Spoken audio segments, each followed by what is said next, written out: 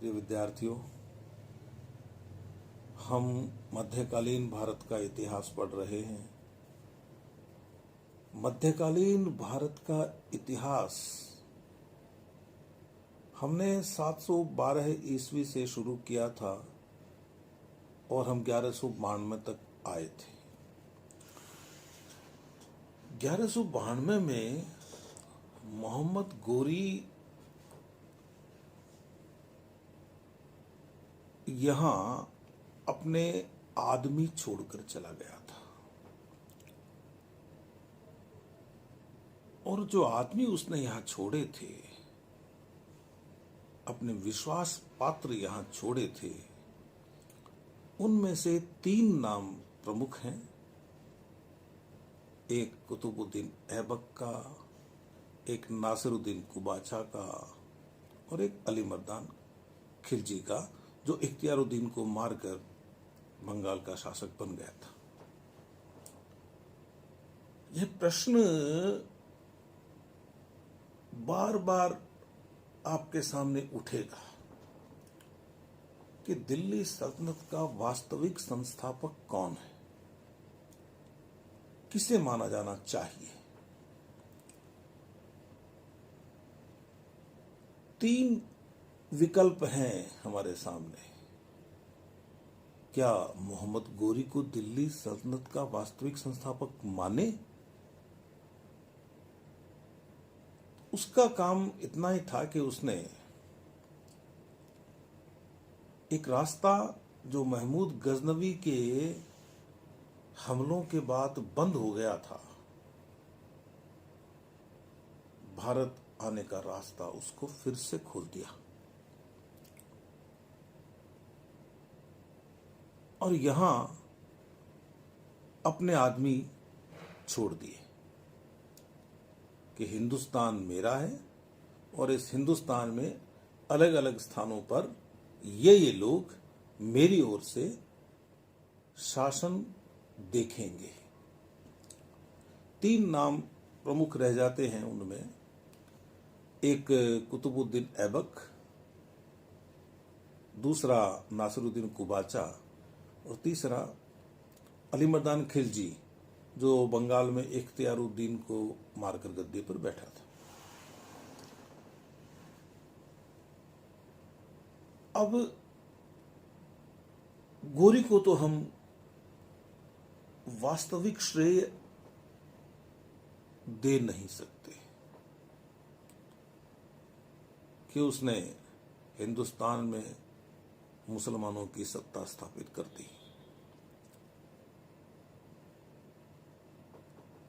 तो ये उपलब्धि किसके खाते में जाएगी? भविष्य में इस्लाम किसके खाते में यह लिखेगा? भविष्य में इतिहास किसके खाते में यह लिखेगा कि भारत में तुर्क सत्ता की स्थापना इसने की थी? गोरी को तो मान नहीं सकते क्योंकि वह तो यहां से चला गया था। अपने आदमी छोड़कर जाने से कोई संस्थापक थोड़े हो जाता है। तो क्या ऐबक को माने? ऐबक के सामने जो कठिनाइयां थी, उतनी ही कठिनाइयां उसके उत्तराधिकारी इल्तुतमिश के सामने थी। वैसे तो उसका उत्तराधिकारी आराम शाह बना, लेकिन वह रह नहीं सका, जल्दी उसको हटा दिया गया। तो फिर कैसे ऐबक को हम दिल्ली सल्तनत का संस्थापक मानेंगे? एक बात और भी है, न तो कोई प्रशासनिक व्यवस्था,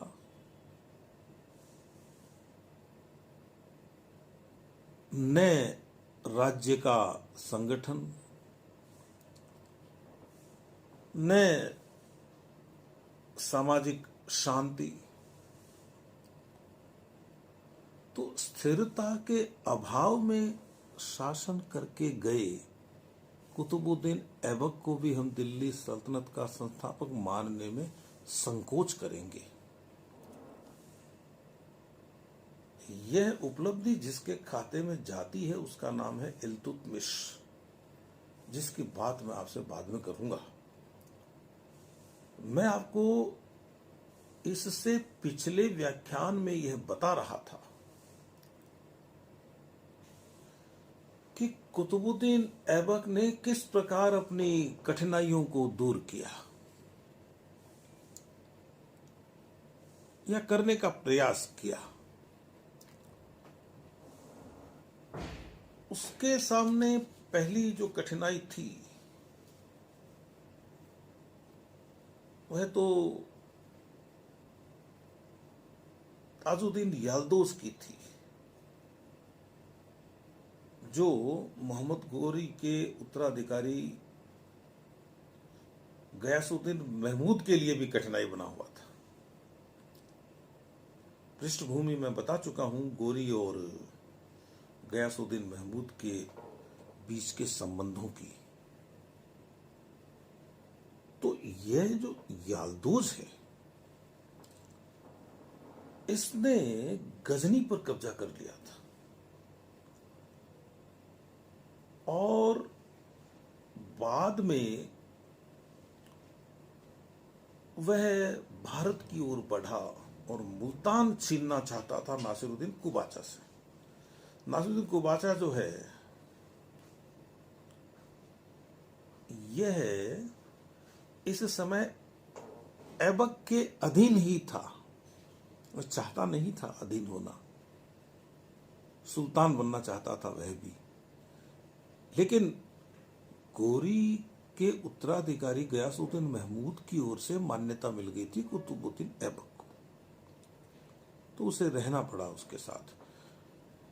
तो ऐबक ने याल्दोज से निपटने का निश्चय किया और वो अपनी फौज लेकर आगे बढ़ा और वो याल्दोज के पीछे पीछे गजनी तक चला गया। 40 दिनों तक वह गजनी में रहा, उसने वहां शासन किया। और कुतुबुद्दीन के चरित्र में भोग विलास का अभ्यास नहीं था, लेकिन फिर भी गजनी जब उसने जीता तो उसको यह घमंड हो गया कि अब हम तो यहां के मालिक भी हैं और वहां के मालिक भी हैं। तो बाद में उसे गजनी छोड़ना पड़ा। लेकिन उसने वहां एक काम यह किया कि वो जो गयासुद्दीन महमूद था वो फिरोजकोह में दुबका बैठा था। पहले ताजुद्दीन याल्दोज से डरता हुआ और उसके बाद में ऐबक से भी उसको डर हो ही गया था। तो ऐबक ने उस पर दबाव डाल के और अपने आप को उसकी दासता से मुक्त करवा लिया, गुलामी से आजादी ले ली। उसका दास कैसे हो गया? वह मोहम्मद गोरी का दास था तो उसके उत्तराधिकारी का भी दास हो गया। यह उपलब्धि रही। फिर उसने कुछ वैवाहिक संबंध किए। अली मर्दान खिलजी जो बंगाल से भागकर आया था, जेल में डाल दिया था सरदारों ने उसको, और अली मर्दान खिलजी के साथ इसने समझौता किया ताकि बंगाल भी कुतुबुद्दीन के अधीन रह जाए। लेकिन जो सबसे बड़ी चुनौती थी ऐबक के सामने वह थी भारत के हिंदू राजाओं की। हाँ, भारत के हिंदू राजाओं में कोई बड़ा राजा नहीं था जो उनका नेतृत्व कर सके। लेकिन वे जहां भी थे, छोटे छोटे राजा, वहां उन्होंने अपने आप को आजाद करना शुरू कर दिया उस भय से जो गोरी के कारण पैदा हुआ था और जो कुतुबुद्दीन ऐबक के गद्दी पर बैठने के दौरान और गोरी की मृत्यु के बाद पैदा हुआ था वह भय, तो मुक्त करने लग गए। चंदेल शासक त्रैलोक्य वर्मा जो था उसने कालिंजर को फिर जीत लिया।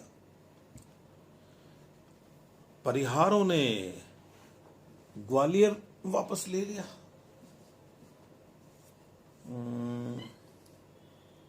तुर्कों को वहां से भगा दिया। जो बीच का क्षेत्र है उसके भी कई छोटे छोटे राजा जो किसी जमाने में किसी दबाव में ऐबक के माध्यम से और गोरी के अधीन हो गए थे या नाम मात्र के अधीन थे या ऐबक का मुकाबला नहीं कर पा रहे थे, वे भी आजाद हो गए कि अब हमारा कथित मालिक कोई नहीं है। स्थिति ऐसी हो गई कि यह लगने लगा था कि तुर्क सत्ता उखड़ जाएगी। राजपूतों में यदि कोई बड़ा नेता होता तो कोई बड़ी बात नहीं थी। इस समय तुर्क सत्ता को उखाड़ना जो अभी जमी ही नहीं थी पूरी सी,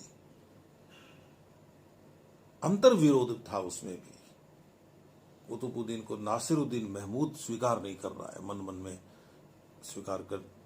में स्वीकार करने से स्वीकार होता है, दबाव में स्वीकार कर रखा था, अवसर देख रहा था, न उसको अली मर्दान खान स्वीकार कर रहा है। लेकिन ऐबक ने इनका दमन किया, वो दबाने में सफल रहा इन लोगों को। और दबाने में सफल रहने का मतलब मेरा यह है कि वे ऐबक के खिलाफ खड़े नहीं हो पाए। ताकत तो झोंकी ही ऐबक ने भी, हालांकि ये ताकत झोंकने के बाद भी कालिंजर और ग्वालियर को वापस नहीं ले सका।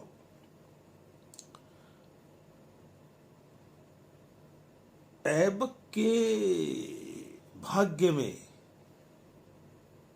ये सुल्तान का सुख भोगना अधिक वर्षों तक नहीं लिखा था। 1210 ईस्वी में चौगान खेलते हुए, आजकल जैसे आप लोग पोलो खेलते हैं देखते हैं ना, उसी तरह का खेल, तो चौगान खेलते हुए घोड़े से गिरकर वो मर गया।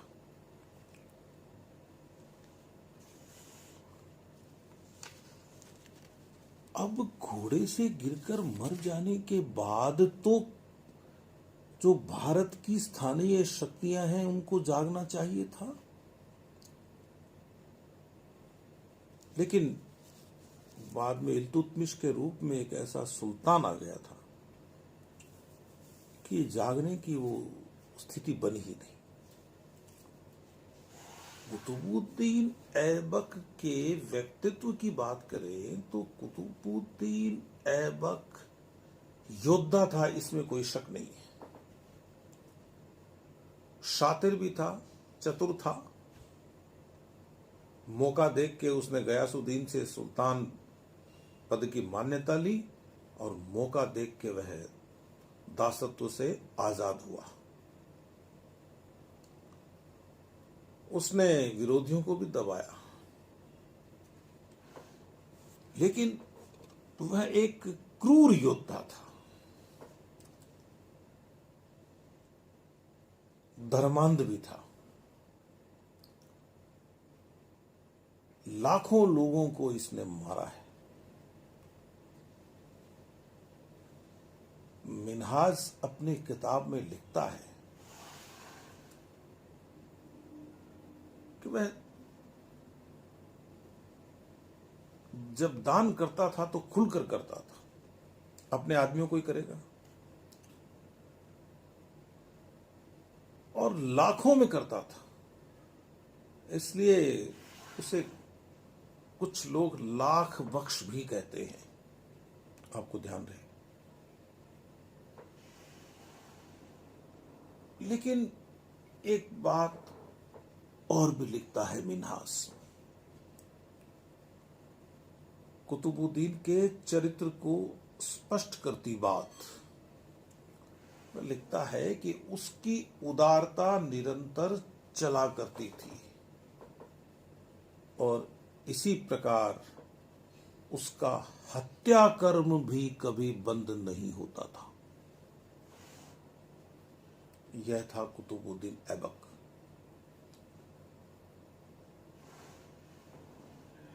एक बात और भी है कि उस समय जो इन लोगों ने किया, दिल्ली सल्तनत की स्थापना के बाद उसके प्रारंभिक शासकों ने, उसके स्रोत हमें वही मिलते हैं जो इनके कृपा पात्रों ने लिखे। कुतुबुद्दीन ऐबक से लेके और आप आगे तक चलिए, मुगल काल में भी प्रवेश कर जाइए, और ये जो लेखक हैं इनकी निष्ठा अपने मजहब के प्रति थी और अपने मजहब को आगे बढ़ाने के लिए इन सुल्तानों ने जो जो कर्म किए वे इन लेखकों को सामान्य लगते थे, इसलिए इनकी क्रूरता का वर्णन हमें बहुत ज्यादा नहीं मिलता। लेकिन एक दूसरा पक्ष भी है, जो शासन करेगा, जिसके हाथ में तलवार होगी, वह अपना शासन बचाने के लिए कुछ भी करेगा और कुछ भी करेगा उसमें धर्मांधता भी शामिल है। यह आपको ध्यान रहना चाहिए। ऐबक को समय ही नहीं मिला कि वह प्रशासन पर ध्यान देता, लोक कल्याण पर ध्यान देता, अपने विजित राज्यों को संगठित करता। तो जब वह यह नहीं कर सका तो फिर हम कला और साहित्य के क्षेत्र में उसकी उपलब्धियों की क्या बात करें। लेकिन कुछ उदाहरण हैं। एक तो उसका बनवाया हुआ कुतुब मीनार, जो शुरू कुतुबुद्दीन ऐबक ने किया और पूरा उसको इल्तुतमिश ने करवाया। ये जो नाम है कुतुब मीनार, यह कुतुबुद्दीन ऐबक के नाम पर नहीं है। कुतुबुद्दीन ऐबक के गुरु ख्वाजा कुतुबुद्दीन बख्तियार काकी के नाम पर है। अजमेर की संस्कृत पाठशाला को तुड़वाकर वहां मस्जिद बनवाई, जिसका नाम 2.5 दिन का झोपड़ा है। उसको 2.5 दिन का झोपड़ा भी कहते हैं।